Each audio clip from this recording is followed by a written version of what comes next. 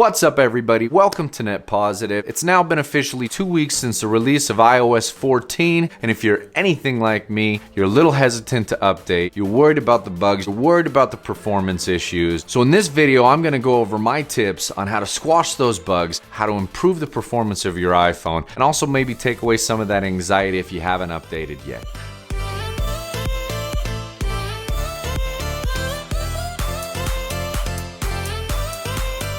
Alright, now I've been running iOS 14 since the release, and I have to say at this point, I absolutely love this update, and I recommend to anybody that they do it.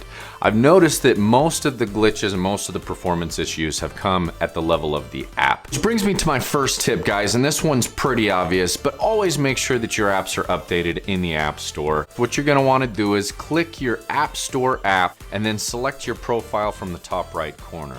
From here, you can scroll down and see all of the apps which have an available update but have not been updated to your phone yet. Now, by doing this, you're going to ensure that all of the developers have updated their app to be compatible with the new iOS 14. Most developers at this point should have updated their apps to be compatible. However, some are going to take a little bit longer. Please be patient with that. It's only been a couple of weeks. And if it goes a while and it still hasn't updated, you always have the option to contact the developer directly to ask them what's going on and how soon it will be updated, or you can just leave a review on the App Store. For our next tip, check the performance of your battery. And if you're asking, what does the performance of my battery have to do with the performance of my phone? What does it have to do with glitches? I will tell you. If you remember back in 2017, Apple actually admitted to throttling the performance of our processors based upon the performance of our phone's battery. Now, they claim to have done this because as the phone's battery ages, it's going to be more likely to shut down and cause a corruption in data, or it's just going to become unusable if you can't keep a charge in it. So Apple said that they solved this issue by throttling down the performance so it doesn't draw as much current out of the battery. But as an effect of your phone's processor not running at its top performance, you're going to notice, and it's going to be more obvious when you do have glitches or when you're having performance issues. Check your phone's performance by going into settings, scrolling down to battery,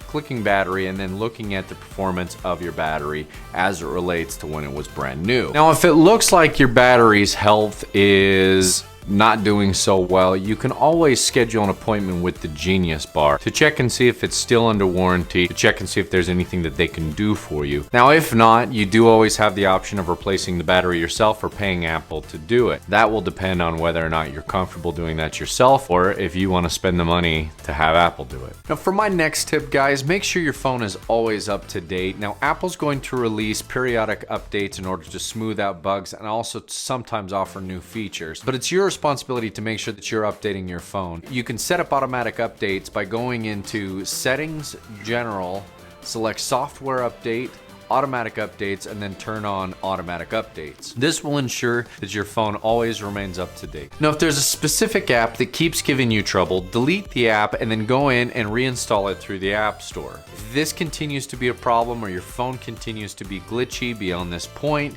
it is possible to reset your phone without deleting all of your content. To do this, go into Settings, go into General, scroll down to the bottom where you'll see Reset, click Reset. At the top, you'll see Reset All Settings. Click that one.